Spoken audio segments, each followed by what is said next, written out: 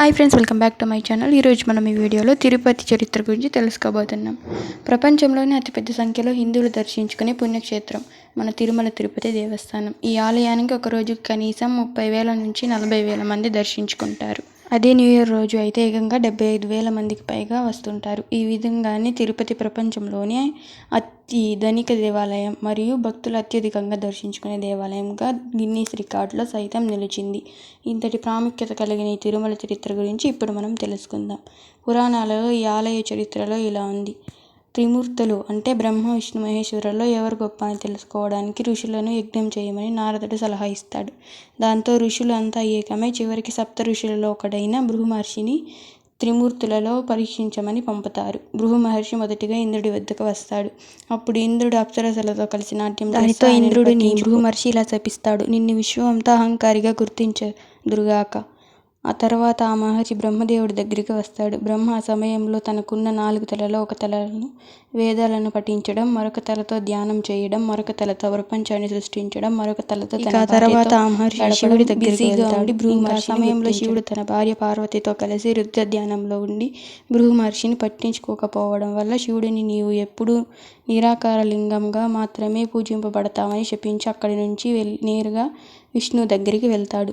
ఆ సమయంలో విష్ణువు ఆదిశేషుపై నిద్రిస్తూ ఉంటాడు.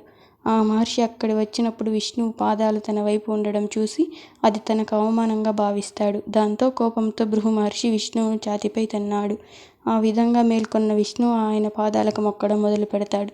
దాంతో సంతోషించిన భృగు మహర్షి విష్ణువుకు వ్రతం చేయమని కానీ విష్ణువును అలా తన్నడం ఎంతో అవమానంగా భావించి లక్ష్మీదేవి విష్ణువుతో గొడవపడి వైకుంఠాన్ని వదిలి భూమిలోకి వెళ్ళిపోతుంది.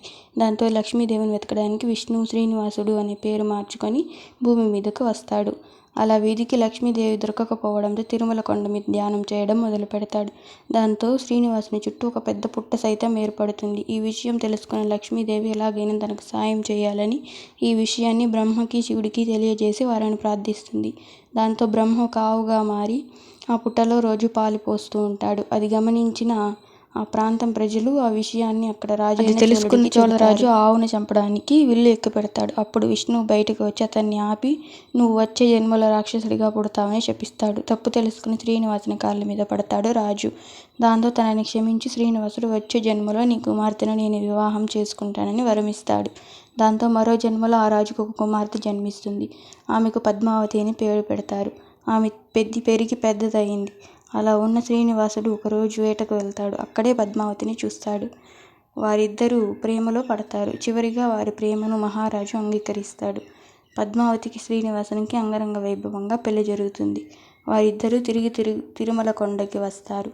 అక్కడే దేవుళ్ళుగా స్థిరపడిపోతారు. ఇంతకీ పద్మావతి ఎవరో కాదు, లక్ష్మీదేవి మరొక అంశ. అలా తిరుమల కొండ అంత ప్రాముఖ్యం చెందింది. Thanks for watching. Like, share, subscribe.